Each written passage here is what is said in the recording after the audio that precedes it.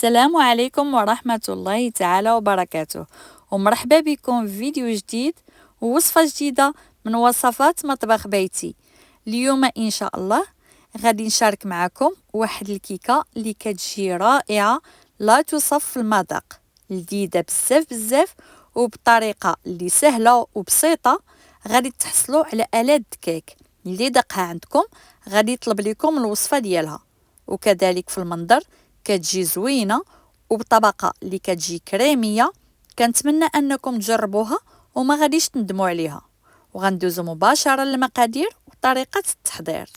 ولهاد الوصفه غادي نحتاجو 2 ديال البيضات اللي كيكونوا بدرجه حراره المطبخ، وغنحتاجو كذلك 6 المعالق كبار ديال الزيت النباتيه، و6 المعالق كبار ديال السكر سنيده، و6 المعالق كبار ديال الدقيق الابيض، قرصه ديال الملح لتصحيح الذوق، ساشيه نتاع الخماره الحلويات من فئه 8 غرام، وساشيه نتاع سكر فاني. كناخذ واحد البول وكنوضع فيه البيض اللي كيكون بدرجه حراره المطبخ، وإلا كان البيض صغير تقدروا تستعملوا 3 ديال البيضات. كنضيف عليهم رشه من الملح باش كنصحوا الذوق، ونزيد عليهم كذلك 6 ديال المعالق كبار نتاع السكر، ونزيد كذلك ساشيه ديال الفاني، وإلا ما كانش عندكم هكا ساشيه تقدروا تستعملوا الفاني السائل. وغادي نحرك المكونات جيدا حتى كينسجموا لنا مع بعضياتهم، عاد باش كنضيف باقي المكونات الاخرى. انا هنا في هذه الوصفه استخدمت غير الفوي اولا الضراب اليدوي، وانتم تقدروا تستعملوا الضراب الكهربائي، غير هي في هذه الكيكه هذه ما يحتاجش. غادي نضرب البيض مع باقي المكونات مزيان، عاد غادي نضيف عليهم 6 ديال المعالق كبار نتاع الزيت النباتيه، ونستمر هكا في الخفق حتى تبان ليا الزيت انسجمت مع البيض تماما. عاد غادي نضيف عليهم 6 ديال المعالق كبارين ديال الدقيق اللي خص ضروري ما تكون مغربله، ومباشره من فوق الدقيق غادي نزيد ساشيه ديال الخميره الحلويات اولا بيكين باودر، ونخلط الكل مزيان حتى ينسجموا ليا باقي المكونات مع الدقيق، وما يبقاش كيبان لينا في الخليط تكتلات.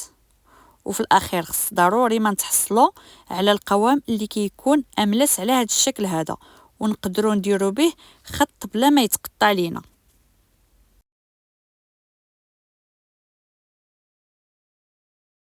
وكناخذ المول اللي كيتفتح لينا مع الجناب ونفرش فيه ورق الطبخ على هذا الشكل هذا، ما تحتاجوا لا تدهنوا المول ولا والو.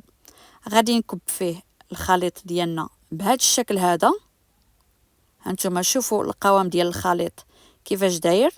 وغادي نحاول انني نضرب المول قليلا مع سطح العمل باش نتخلصوا من داك الفقاعات اللي كيكونوا لنا في الخليط.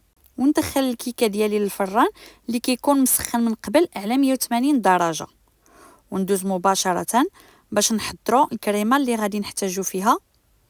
نص لتر ديال الحليب، نزيد عليه 3 ديال المعالق كبارين ديال السكر سنيده، ونزيد عليهم كذلك 2 ساشيات ديال الفلون اللي بدون سكر، وحده بنكهه الكراميل والثانيه بنكهه الفاني. وغادي نحرك المكونات كاملين على البارد حتى يذوب لينا السكر وينسجم لينا مع الفلون والحليب. غادي نستمر في التحريك حتى نلاحظوا ان الحليب ديالنا بدا كيغلي على هذا الشكل هذا.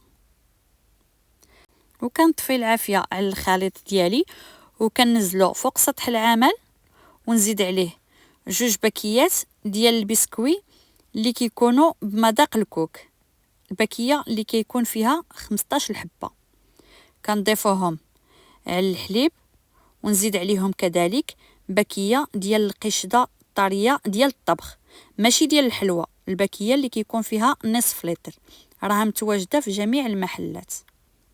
وكناخذ الميكسور وكنبدا كنطرب جميع المكونات بهذا الشكل هكا حتى كيبان ليا ان البسكوي ديالنا داب وما بقاوش كيبانوا لنا فيه الحبيبات، حتى يرجع لينا على هذا الشكل هذا.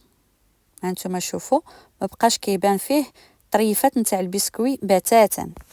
وباش الكريمه ديالكم ملي تجمد وتكونوا كتاكلوها ما تجيكمش حرشه ملي كتكونوا كتمضغوها. وكناخذ الكيكه ديالي من بعد ما خرجتها من الفران وبردت ليا تماما، عاد كنفرغ عليها داك الخليط اللي حضرت معكم بهذا الشكل هذا. هانتوما شوفوا القوام ديال الكريمه كيفاش كيكون، راه كيكون عاقد واحد شويه. غادي ندخلها للثلاجه باش تبرد لينا وتشد راسها، غير بما حضرت الطبقه ديال الشوكولات اللي غادي تجي من الفوق، واللي كنحتاج فيها 6 ديال الطريفات ديال الشوكولات. انا استعملت هذا النوع هذا، وانتم يمكن لكم تستعملوا اي نوع كتفضلوه واي نوع متوفر عندكم. كندير الشوكولات ديالي تذوب في حمام مريم حتى تذوب لينا تماما، ونزيد عليها 2 ديال العلاب من دانون كراميل. انا ما تصوروش ليا هذيك المرحله، ضيفوا عليها 2 علاب نتاع دانون كراميل، راه كيعطيها واحد النكهه زوينه للشوكولات. كنفرغ الخليط نتاع الشوكولات من فوق الطبقه الثانيه بهذا الشكل هذا، ونسرحها مزيان مزيان حتى ما يبقى كيبان لينا حتى بلاصه. وما تحاولوش انكم تحلوا عليها المول حتى تلاحظوا انها جمدات وشدات راسها باش ما تبقاش كتكسر لكم. وكنبدا كنزين في الوجه ديال الكيكه ديالي على هذا الشكل هذا بالقليل من الكنافه اللي طحنتها واحد شويه في الهاشوار وحمرتها غير في المقلاة حتى ولا لنا اللون ديالها مذهب واحد شويه وتقرمشات. راها كتعطي الكيكه ديالنا واحد التقرميشه اللي كتكون رائعه.